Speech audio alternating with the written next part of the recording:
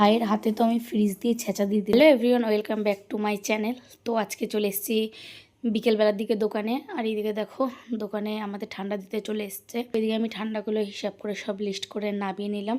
তো তারপর বাবাও দেখে এখানে চলে এসছে। বাবাকে বললাম, বাবা দেখো ঠান্ডাগুলো দিয়ে গেছে, ঠিকঠাক দিয়েছে। তো বাবা বললো ওই দোকানে একটা লোক দাঁড়িয়ে ছিল, বিরিয়ানি পার্সেল নেবে বলে। তো এখানে আমি বিরিয়ানিটা পার্সেল করে দিচ্ছি।